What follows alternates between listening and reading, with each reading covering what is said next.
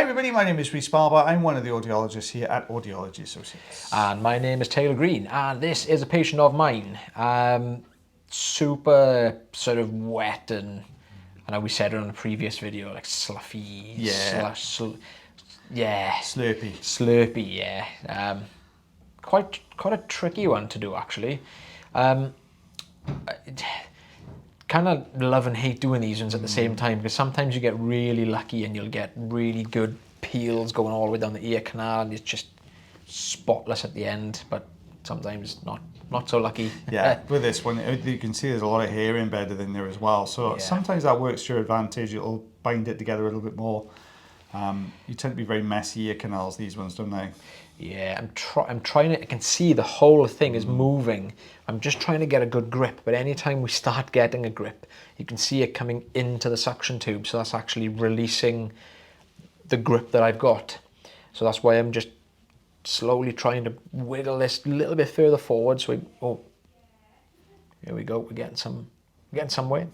It just started to pull away from the side, didn't it? I thought that whole thing was going to spin then and come out for you then. But at the same time, I don't want to be pushing this in further, so that's why I was just kind of worried about this was going to actually start pushing forwards. You can see that grey sort of skin at the bottom here, like just kind of holding this in place. We've got a good grip here now. I'm going to give this a... I was going to say, I think I just pulled that a little bit too much in, but we're all right. Hair embedded in that. It's really kind of, it's almost matted it together, isn't it? Yeah. So they used to make bricks when there was like straw and mud, it's that kind of thing back together. Okay. I don't think they used earwax though. maybe for like Loctite on screws. Maybe like Lego bricks or something. Yeah. So, here we go. So we're just taking away another section. At this point, I'm kind of thinking, I'm kind of half expecting this to be, like you can see it all going down to the suction tube as I'm coming out of the ear. Kind of expecting this to be plastered right over the eardrum. Yeah, there it is. Yeah. This is the fine end. I've swapped to a fine end just to try and get a better grip here, because you can just about see the whole thing again is just moving slightly. So I need to lift this up now, because I think this is all kind of stuck down into that recess. I think it's actually pulled it. I think you got it out of the recess. I think you just pulled it through there. I think.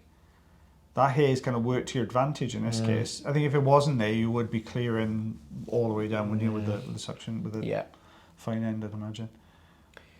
Oh, a little bit more. A little bit we missed. That's just loads of matted hair. Yeah, they're always difficult ones to do with hair, because hair, nothing really gets hair out really easily.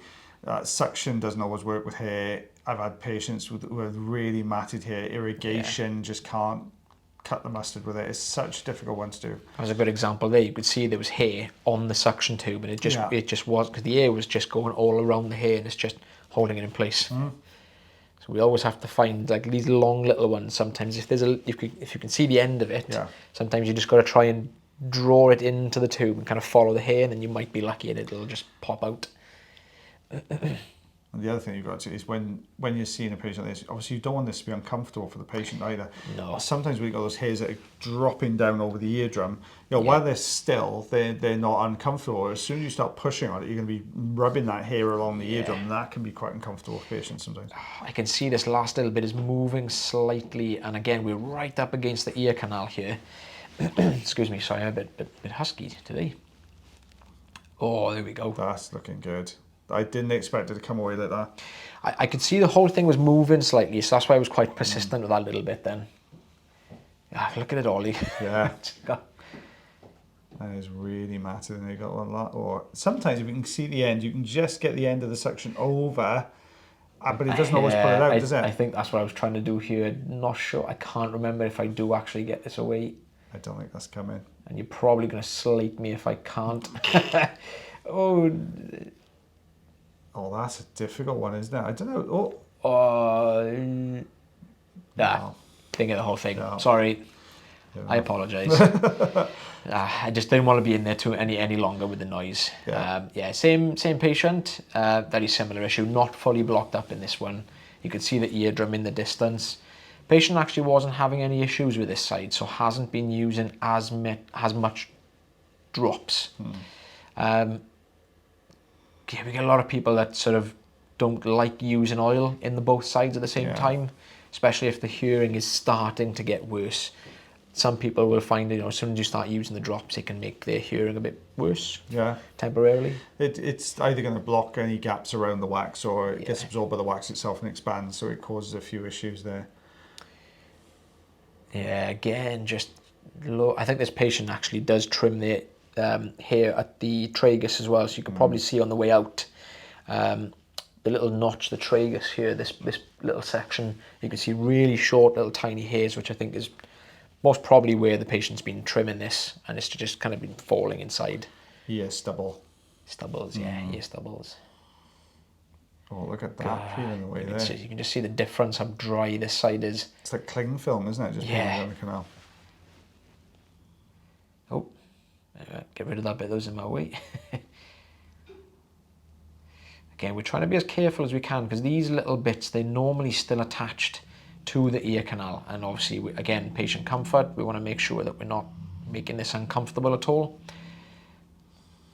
It's a good size piece there, isn't it, lifting off that canal? Yeah, oh, here we go, just managed to tear away. There's a deeper section you can see there now. Oh, is he going to lift? Is he going to go? Look how matted that bottom section of that piece of wax is. My goodness me, look at that. We were lucky in a way that the ear canal itself wasn't as dense with the hair. So you can see on the side there, I think I can't remember if I did tympanometry on this particular patient, but I couldn't quite tell if that was a tiny pinhole perforation or a retraction pocket.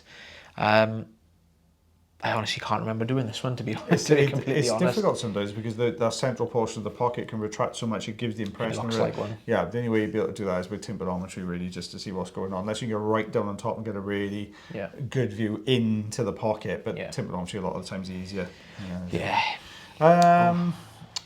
Inch and a quarter. Oh, 3 centimetres. There you are. Nice and easy there. Lovely. Guys, don't forget, if you have any ear problems yourself, you can always check out the link tree in the description, and that way then you can book yourself an appointment with myself or the lovely Miss Taylor Green. And as always, guys, take care of yourselves. Take care of your ears. And take care of one another, and we shall see you again for the next video. Bye, everyone. Bye.